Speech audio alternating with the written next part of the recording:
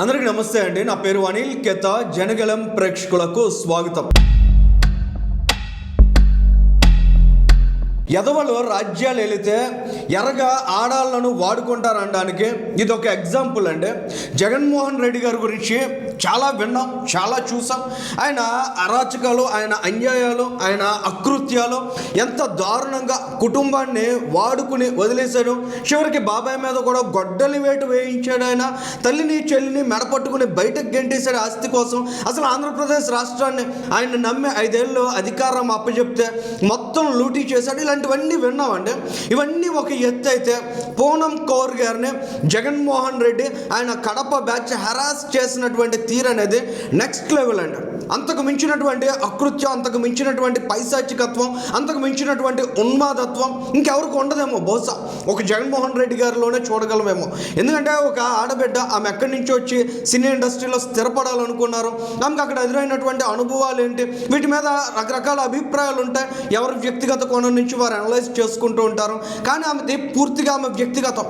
కానీ రాజకీయంగా జగన్మోహన్ రెడ్డి దాన్ని వాడుకోవడానికి, పవన్ కళ్యాణ్ గారిని రాజకీయంగా దెబ్బతీయడానికి, పవన్ కళ్యాణ్ గారి మీద ఆమెను ఒక టార్గెట్గా యూజ్ చేసుకునే ప్రయత్నం చేశారు. ఆమెను రాజకీయంగా లోపరుచుకునే ప్రయత్నాన్ని చేశాడు. కడప బ్యాచ్ని పంపించాడు, ఆమెను బెదిరించాడు, ఆమెను చాలా దారుణంగా థ్రెటన్ చేశాడు. ఆమె ప్రాణానికి కూడా హాని తలపెడతా ఉన్నారు. ఆమెకు రకరకాల పదవులు ఆఫర్ చేశారు, డబ్బు ఇస్తామన్నారు. ఎక్కడా కూడా ఆమె లొంగకపోతే చివరికి ఎంత దిగజారుడు తనమంటే, జగన్మోహన్ రెడ్డి గారు మేము ఆ నీచుడు ఉన్నాడు పోసాని కృష్ణమురళి, అలాంటి ఎదవ మాట్లాడుతుంటే అటు ఎదవ స్వభావం పోసాని కృష్ణమురళిది అనుకున్నాం. కానీ మీది అనే విషయం నిన్న పూనం కౌర్ మాటల్లో చాలా స్పష్టంగా అర్థమైందండి. పూనం కౌర్కి సంబంధించి ఆమె నగ్న వీడియోలను కూడా ఇంటర్నెట్లో పెడతాం, పబ్లిక్ డొమైన్లో పెడతామని బెదిరించారటండి. ఇంతకంటే దరిద్రులు ఇంకెవరన్నా ఉంటారా? వచ్చిన బ్యాచ్ ఎవరు అనుకున్నారంటే కడప నుంచి వచ్చారట. కడప నుంచి వచ్చి పవన్ కళ్యాణ్ గారికి వ్యతిరేకంగా మాట్లాడమని చెప్పారంటే ఎవరై ఉంటారండి వాళ్ళు? ఇటువంటి నీచమైనటువంటి రాజకీయ నాయకుల్ని ఇవాళ మనం ఎంటర్టైన్ చేస్తున్నాం అంటే రేపటి రోజున అసలు ఆంధ్రప్రదేశ్ రాష్ట్రంలో సెక్యూర్డ్ ఎన్విరాన్మెంట్ అనేది ఉంటుందా? అసలు అటువంటి నీచుల్ని ఏమాత్రమైనా బలపరచొచ్చా, మద్దతు తెలపొచ్చా? పూనం కౌర్ గారిని ఎంత దారుణంగా థ్రెటన్ చేశారు. ఆమెకి సంబంధించినటువంటి ఆడియో క్లిప్స్ రిలీజ్ చేశారు. ఆ పోసాని కృష్ణమురళి ఒక్కసారి వాడు మాట్లాడినటువంటి మాటలు వినండి. గతంలో మాట్లాడాడు కదా, ఒక్కసారి వినండి ఎలాంటి మాటలు మాట్లాడాడు. నీకు 3 పెళ్ళాలు ఉన్నాయా? 4వ పెళ్ళాలు లేదా?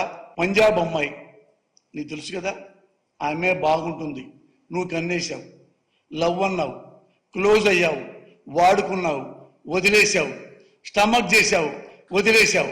ఇలాంటి ఎదవల్ని ఎలా కొట్టాలంటే, దేంతో కొట్టాలి అలాంటి ఎదవల్ని? పూనం కౌర్ నిన్న ఇంటర్వ్యూలో మాట్లాడినటువంటి మాటలను కూడా డైవర్షన్ల కింద, డీవియేషన్ల కింద వర్ణించేటువంటి శుద్ధ జర్నలిస్టులు ఉన్నారండి మన దగ్గర. కొద్దిమంది వయసు పెరిగింది, ఆంబోతుల్లో శరీరాలు పెరిగా, బుర్రలో జ్ఞానం పెరగాలి కదా కాస్త.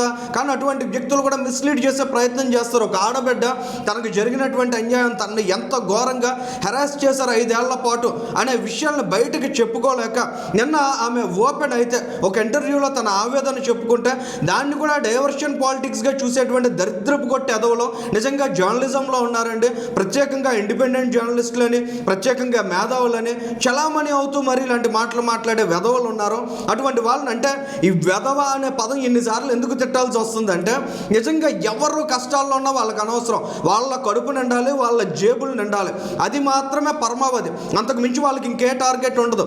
ఎవరు ఎలా పోయినా, ఆంధ్రప్రదేశ్ రాష్ట్రం నాశనం అయిపోయినా వారికి ఏ మాత్రం పట్టదు. ఇక్కడ జగన్మోహన్ రెడ్డి బాగుండాలి, అక్కడ కేసీఆర్ బాగుండాలి, అప్పుడు 2 తెలుగు రాష్ట్రాలు బాగున్నాయి అనేటువంటి భ్రమలో బతికేటువంటి నీచులు కొద్దిమంది ఉన్నారు. కాబట్టి వాళ్ళ గురించి చాలా ప్రత్యేకంగా చెప్పాల్సి వస్తుందండి. పూనం కౌర్ ఇవాళ కాదు, ఏడాది క్రితమే ఆమె మాట్లాడుతూ తనకి జరిగినటువంటి అన్యాయం గురించి చెప్పుకొచ్చారు.